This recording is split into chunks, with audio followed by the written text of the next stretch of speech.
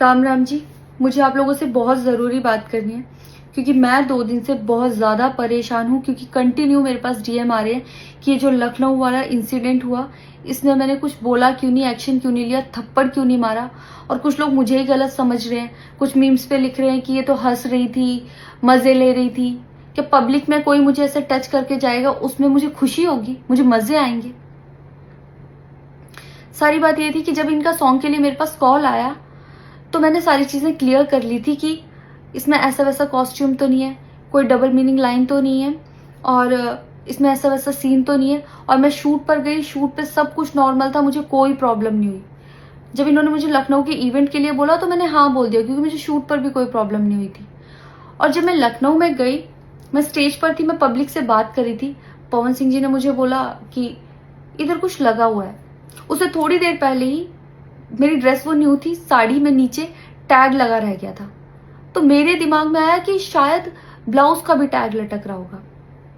मैं हंसकर उस चीज को दबा रही थी कि अगर मेरा टैग लगा भी है तो वो चीज जिस टाइम मैं पब्लिक से माइक में बात कर रही हूँ उस टाइम ना बोल के साइड में भी बोली जा सकती है, इसलिए मैं उस चीज को उस टाइम पे दबा रही थी। मैंने हंस के टाला, अवॉइड किया और फिर दोबारा बात करने लगी। वो बोले नहीं कुछ लगा है, नहीं कुछ लगा है।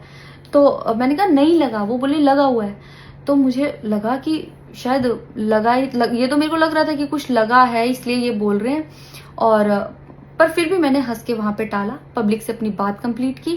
कंप्लीट करने के बाद जब मैं अपने टीम मेंबर से मैंने पूछा साइड में जाके कि कुछ लगा है, क्या लगा है, उन्होंने बोला कुछ भी नहीं लगा था। जब मैंने देखा मेरे सच में कुछ नहीं लगा था, तब मुझे बहुत ज्यादा बुरा लगा, गुस्सा आया और रोना भी आया। लेकिन मुझे ये नहीं समझ आया कि मैं अब क्या करूं यहाँ पर, क्योंकि जहां मैं गई थी लखनऊ में, पवन सिंह जी खुद भी वहीं के रहने वाले हैं, उसी जगह पर इवेंट था। जितना वो क्राउड था वो सारा उनका फैन बेस था। उनको भगवान बोल रहे थे और भक्त बोल बोल के उनके पैरों में गिर रहे थे। वो उनका फैन बेस था, क्राउड था। तो मुझे समझ नहीं आया कि मैं क्या करूं। अगर मैं कुछ भी बोलती तो क्या वो लोग मुझे सपोर्ट करते। मेरे साथ कुल 3-4 बंदे यहाँ से गए थे, तो वहां जितना क्राउड था क्या वो लोग मेरा साथ देता। मैंने सोचा मैं बैक स्टेज जाके बात करूंगी। इतनी देर में थोड़ी देर रील्स बन के अचानक से वो उतर के चले गए बीच में ही इवेंट के।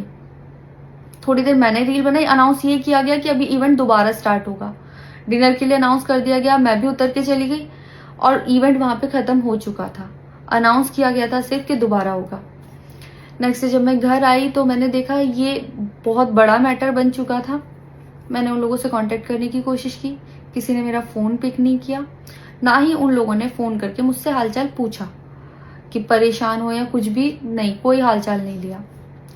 मैं पोस्ट करना चाहती थी, जो लोग लिख रहे थे कि मजे आए या हंस रही है, मैं रिप्लाई में पोस्ट करना चाहती थी। मेरे को किसी का कॉल आया था कि पवन सिंह की पीआर टीम बहुत स्ट्रांग है और कुछ भी ऐसा वैसा मत लिखना और ना पोस्ट करना, क्योंकि वो लोग अगर कुछ लिखेंगे ना बहुत कुछ उल्टा लिख देंगे तुम्हारे लिए और बहुत कुछ कहेंगे और बहुत बड़ा मैटर बन जाएगा। अभी जितना परेशान हो उससे ज्यादा परेशान हो जाओगी, तो छोड़ो।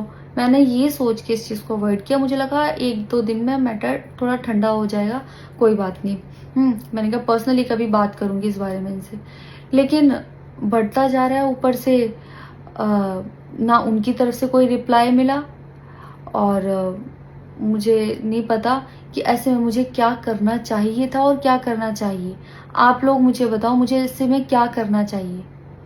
मैं बिल्कुल भी सपोर्ट नहीं करती कि हाँ ये चीज नॉर्मल है या इसको नॉर्मल समझूं।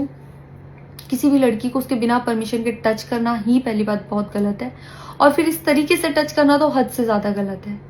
यही सेम चीज अगर हरियाणा में हुई होती ना तो मुझे जवाब देने की जरूरत नहीं पड़ती, यहाँ की पब्लिक अपने आप जवाब दे देती, यहाँ की ऑडियंस फुल सपोर्ट करती और जवाब देती। लेकिन मैं उनकी जगह पर थी, वो यहाँ पे नहीं थे।